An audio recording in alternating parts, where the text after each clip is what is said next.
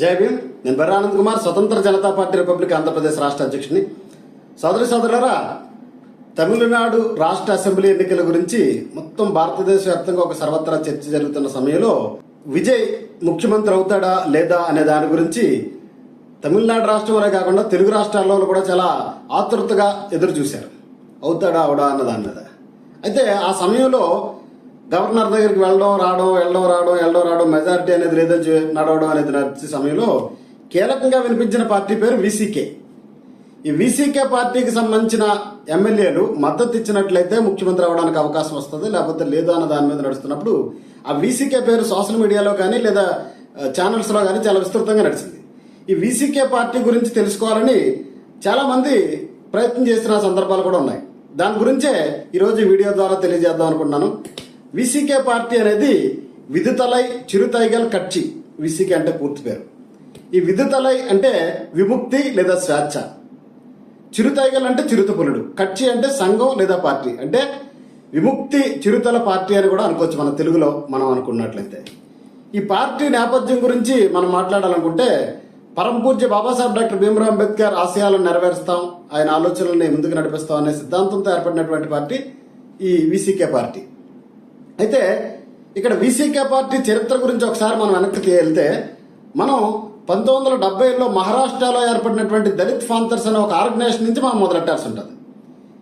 అప్పుడు 1970sలో దళితుల మీద జరుగుతున్నటువంటి దాడులు కానీ లేకపోతే వీటన్నిటికి సంబంధించి ఏం నడిచిందంటే ప్రతి దాడి అనేది చేయడం వల్ల మాత్రమే మనం ఈ దాడుల నుంచి తప్పించుకోగలం అన్న ఒక ఆలోచనతో ఒక రాడికల్ ఐడియాలజీతో ఏర్పడినటువంటి ఒక ఆర్గనైజేషన్ దళిత్ ఫాంతర్స్. అది మహారాష్ట్రలో చాలా ఉధృతంగా నడిచింది. దాని గురించి ఈ రోజుకి కూడా చాలా మంది అంబేద్కర్ రైట్స్ గా ఉన్నటువంటి వాళ్ళు కానీ దళిత ఉద్యమాల్లో పార్టిసిపేట్ చేసే వాళ్ళు కానీ అందరూ చూస్తూ ఉంటారు.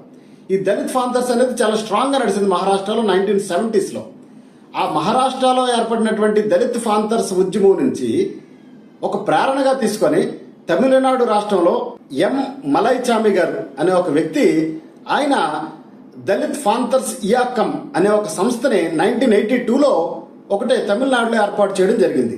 ఇదిగో దానికి సంబంధించిన హిస్టరీ అంతా కూడా నేను రాసినటువంటి పుస్తకం ఈసారి మనం రాజకీయం చేద్దాం అనే పుస్తకంలో అన్ని పార్టీల గురించి రాసే క్రమంలో వీసీకే పార్టీ గురించి కూడా రాయడం జరిగింది. దాంట్లో చాలా డీటెయిల్డ్ గా ఇన్ఫర్మేషన్ ఉంటుంది. ఈ ఎం మలైచామి అనే ఒక నాయకుడు, బాబాసాహెబ్ అంబేద్కర్ ఐడియాలజీలో ఉండే నాయకుడు, ఆయన 1982లో దళిత్ ఫాంతర్స్ ఇయాకం అనేది తమిళనాడులో స్థాపించడం జరిగింది. ఆయనతో పాటు ఆయన మిత్రులు అందరూ కూడా ఈ ఆర్గనైజేషన్ చాలా బలంగా తమిళనాడులో తీసుకెళ్తా ఎక్కడ ఏ ప్రాంతంలో దళితులకు ఎక్కడ ఎలాంటి అన్యాయం జరుగుతున్నా ఎటువంటి దాడులు జరుగుతున్నా వీళ్ళు చాలా బలంగా ప్రతిఘటించేవారు ఈ ఆర్గనైజేషన్ ద్వారా. ఇలా ప్రతిఘటించే క్రమంలోనే రాష్ట్ర వ్యాప్తంగా ఈ ఆర్గనైజేషన్ కు ఒక మంచి పేరు కూడా రావడం జరిగింది. ఆ తర్వాత 1989లోకి వచ్చేసరికి ఆ ప్రెసిడెంట్ గా ఉన్నటువంటి ఆ నాయకులు ఎవరైతే ఉన్నారో ఆయన చనిపోవడం జరిగింది. చనిపోయిన తర్వాత అదే ఆర్గనైజేషన్ లో చాలా బలంగా ఉన్నటువంటి మలైచామి గారి తర్వాత ఒక గొప్ప ఆలోచన తత్వంతో గట్టిగా మాట్లాడగలిగే ఒక వాక్చాతుర్యంతో ఉన్నటువంటి తిరుమావలవన్ గారిని ఆ అధినాయకత్వం వహించాల్సిందిగా, ఆ ఆర్గనైజేషన్ బాధ్యతలు వహించాల్సిందిగా అందరూ కోరడం, ఆ కోరిన తర్వాత ఆయన ఆ బాధ్యతను తీసుకోవడం జరిగింది. ఆయన దళిత్ ఫాంతర్స్ ఇయాకంని ఇంకా అడ్వాన్స్డ్ గా ఆలోచించి రాష్ట్ర వ్యాప్తంగా కేవలం ఒక ఆర్గనైజేషనల్ గానే కాకుండా ఇది ఒక రాజ్యాంగబద్ధమైన రాజకీయాలు చేసే విధంగా కూడా మనం ముందుకు వెళ్లాలన్న ఒక ఆలోచనతో ఆ డిపిఐని అంటే దళిత్ ఫాంతర్స్ ఇయాకం అనే దాన్ని రాజకీయ పార్టీగా కూడా మార్చే క్రమంలో ఏర్పడినటువంటి పార్టీయే ఈ వీసీకే అనే ఒక పార్టీ. ఈ పార్టీ 1999 నుంచి అంటే 1999వ సంవత్సరం నుంచి ఎలక్షన్స్ లో పార్టిసిపేట్ చేయడం స్టార్ట్ చేశారు. ఈ స్టార్ట్ చేసే క్రమంలో తిరుమావలవన్ గారు కూడా ఒక పార్లమెంట్ స్థానానికి పోటీ చేయడం జరిగింది 1999 ఎన్నికల్లో. దాంట్లో పెరంబలూరు లోక్సభ స్థానం నుంచి ఆయన పోటీ చేసినప్పుడు గెలవలేదు, కానీ ఆ టైంలో 2,25,000 ఓట్లు పైచీలకు వచ్చింది వీసీకే పార్టీ తిరుమావలవన్ గారికి.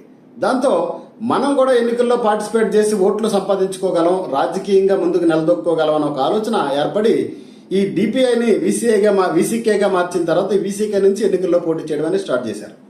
అయితే మనం ప్లస్ మైనస్ రెండు చెప్పుకోవాలి కాబట్టి ఒక ప్లస్ ఏంటంటే అణగారిన వర్గాలకు సంబంధించి ఒక ఎస్సీల నుంచి ఒక బలమైన ప్రాతినిధ్యం వహించడానికి ఒక రాజకీయ పార్టీని ఏర్పాటు చేసి దాని ద్వారా సీట్లు కూడా సంపాదించి చట్టసభల్లోకి స్థానం కల్పించుకోగలగడం ఒక పాజిటివ్. అయితే ఒక నెగిటివ్ ఏంటంటే ఈ రాజకీయ పార్టీగా ఆవిర్భవించినప్పటి నుంచి కూడా ఏదో ఒక పార్టీలతోనో బలమైన పార్టీలతో కలిసే ముందుకెళ్లడం వల్ల రాష్ట్ర వ్యాప్తంగా విస్తరించడం అనే దాంట్లో విఫలమైంది అనేది ఒక వాస్తవం.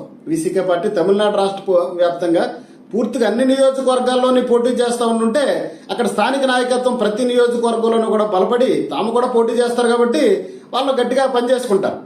మేము పోటీ చేయి వేరే పార్టీకి మద్దతు ఇవ్వాలనుకున్నప్పుడు అంత ఎఫెక్టివ్గా పనిచేయకపోవచ్చు.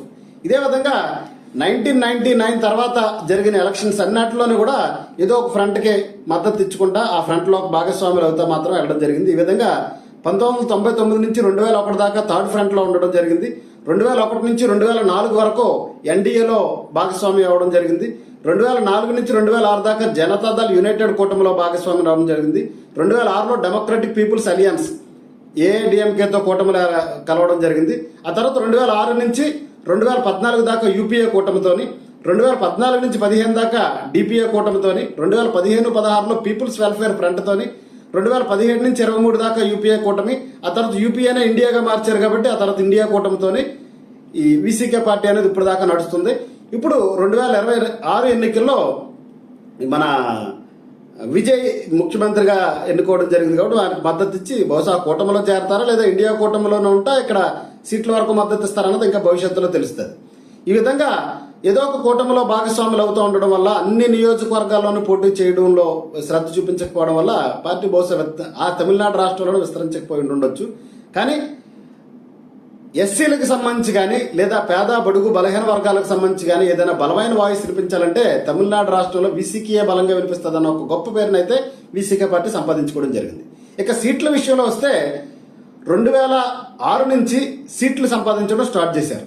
అంటే 2006లో 9 స్థానాల్లో పోటీ చేసిన వీసీకే పార్టీ 2 స్థానాల్లో గెలవడం జరిగింది.